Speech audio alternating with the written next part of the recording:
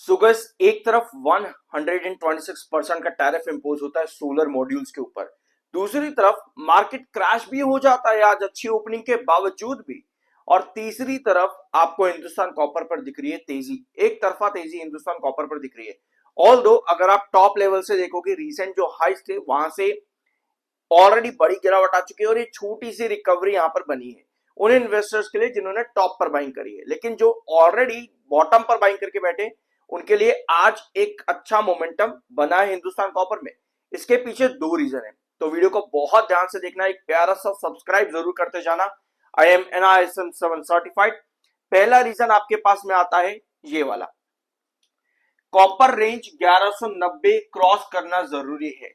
ये वीडियोस 1190 वाली की कॉपर का प्राइस 1190 क्रॉस करना बहुत इंपॉर्टेंट रहेगा। ये पॉइंट आप मेरा पिछले 2-3 हफ्तों से सुन रहे हो चैनल पर, ठीक है। 1190 का प्राइस कॉपर में, अब आज का जो कॉपर का प्राइस है वो फाइनली टच कर चुका है 1190 पे। फाइनली कॉपर 1190 पर आए। 1190 एक इंपॉर्टेंट रिजेक्शन जोन है कॉपर प्राइस के लिए। कॉपर प्राइस के लिए 1190 रिजेक्शन है। अगर ये कॉपर प्राइस 1190 पर सस्टेन करता है, दो सेशन, एटलीस्ट दो सेशन जरूरी होगा विद सस्टेनेबल कैंडल्स, तो पॉसिबल है यहां पर कि 1220 हमको देखने को मिले कॉपर का प्राइस। और अगर कॉपर का प्राइस 1190 जाता है तो आपको पता है कि 576 हिंदुस्तान कॉपर आपका लेवल ब्रेक होता है। और आज यही हुआ है, 1190 कॉपर का प्राइस आया, हिंदुस्तान कॉपर 576 को क्रॉस करके मेंटेन करने की कोशिश कर रहा है। अब इसके पीछे के रीजंस क्या है? कॉपर प्राइस फिर से बढ़ रहे हैं, इसके पीछे के रीजन है क्योंकि कंस्ट्रेंट एक तरह से बना हुआ है आपका कहां पे, साउदर्न अमेरिका में। साउथ अमेरिका में चिली, पेरू, इन कंट्रीज पर आपका जो कॉपर की माइनिंग्स होती है वो इस समय रुकी पड़ी है या फिर अनस्टेबल है। अनस्टेबिलिटी की वजह से ज्यादातर इंपैक्ट पड़ता है हाई प्राइसेस के ऊपर, क्योंकि ग्लोबल सप्लाई वहां पर क्या होती है, कट होती है। अगर ग्लोबल सप्लाई कट होगी, स्क्वीज होगी सप्लाई, तो डिमांड बढ़ती है तो प्राइसेस भी बढ़ते हैं। यही मेजर रीजन था कि 2024 के अक्टूबर के लेकर के लगभग जनवरी और आपका फरवरी पहला हफ्ता कॉपर और साथ में हिंदुस्तान कॉपर दोनों में आपको तेजी देखने को मिली, क्योंकि कॉपर के प्राइसेस लगातार बढ़े। अब एक बार फिर से यही चीज सामने आ रही है कि साउथ अमेरिका में कंस्ट्रेंट है।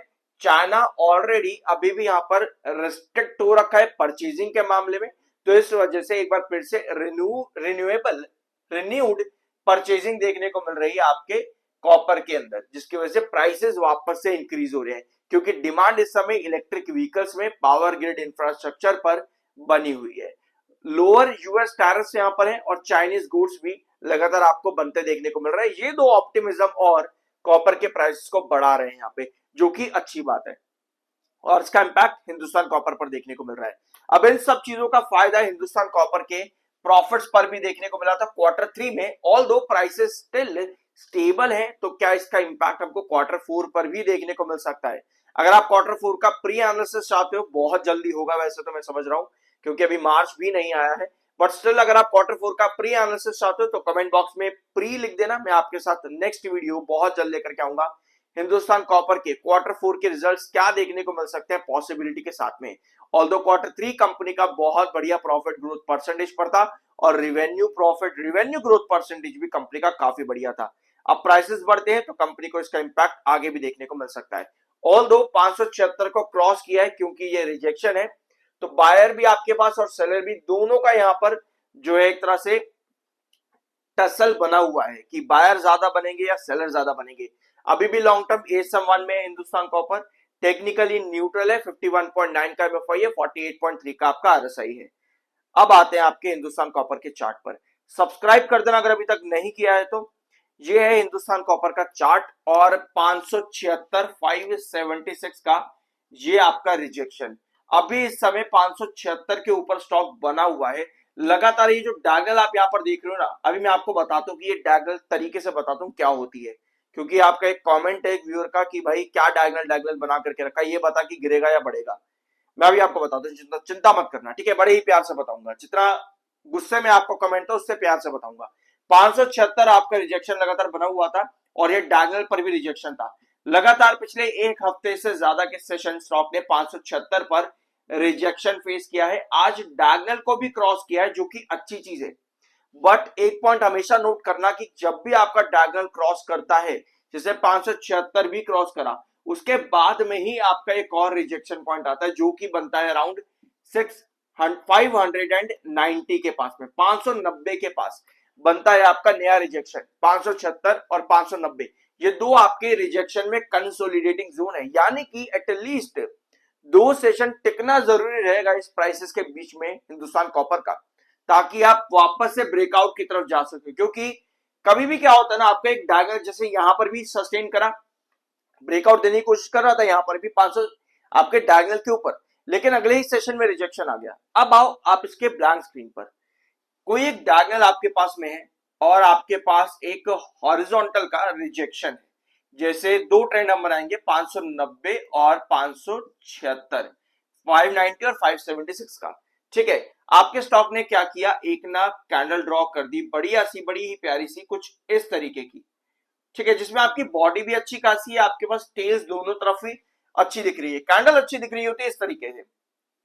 डायगोनल को क्रॉस करा है स्टॉक ने, बड़े टाइम के बाद स्टॉक ने डायगोनल को क्रॉस कर दिया है। डायगोनल क्रॉस करने का मतलब होता है एक ब्रेकआउट की अपॉर्चुनिटी मिलना, लेकिन डायगोनल के ऊपर सस्टेन होना जरूरी होता है। कई बार क्या होता है, स्टॉक एक सेशन में डायगोनल को क्रॉस करता है, अगले सेशन ही आपका सीधा वापस से गिरावट आ जाती है।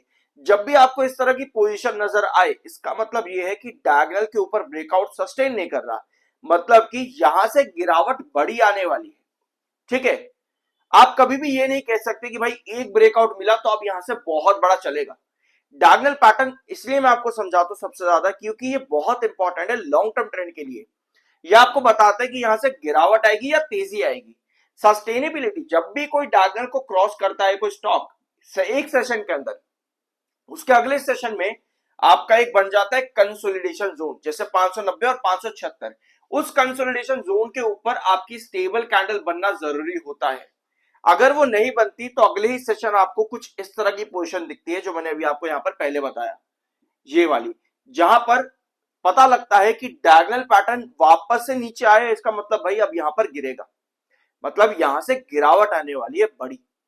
डायगोनल पैटर्न पर आपको बड़े ब्रेकआउट्स भी मिलते हैं, बड़ी गिरावट भी मिलती है। जैसे 525 पर जब हिंदुस्तान कॉपर डायगोनल पैटर्न बना रहा था 525 पे, तो वहां से स्टॉक ने बड़ा ब्रेकआउट दिया आपको, लगभग 700 रुपए तक चला गया था। तो वो डायगोनल पैटर्न आपका अप ट्रेंड के अंदर था, जिसके ऊपर बेस बनाने के बाद आपका ब्रेकआउट मिला। ये डायगोनल पैटर्न आपको ब्रेकआउट देना है रिजेक्शन तोड़ करके, यानी एक होती है बेस वाली डायगोनल, एक होती है रिजेक्शन वाली डायगोनल, मतलब उसके नीचे स्टॉक लगातार बना होता है, फिर उसको क्रॉस करने के लिए ब्रेकआउट बनता है। एक होती है बेस वाली डायगोनल, जब तक उसके ऊपर बना रहता है तब तक आपके पास ब्रेकआउट की पॉसिबिलिटी बनती है। तो ये दोनों ही डायगोनल समझनी जरूरी है। अगर आप 525 वाले में कंफ्यूज हो तो इससे रिलेटेड मेरे चैनल पर वीडियो आपको बहुत मिल जाएंगे। उसके बाद स्टॉक 700 रुपए तक चला गया था। ठीक है, तो अभी हिंदुस्तान कॉपर में 576 590 बहुत इंपॉर्टेंट है। आज कॉपर का प्राइस भी 1190 के पास आया है, जो कि बहुत अच्छी बात है कॉपर के प्राइस के लिए, बट स्टेबिलिटी क्या बन पाएगी वहां पर, यह ज्यादा जरूरी है। सो ये था आज के दिन का वीडियो। आई होप कि आपको अच्छा लगा। अगर कुछ जानने को मिला हो तो एक प्यारा सा सब्सक्राइब जरूर करना। मिलता अगले वीडियो में।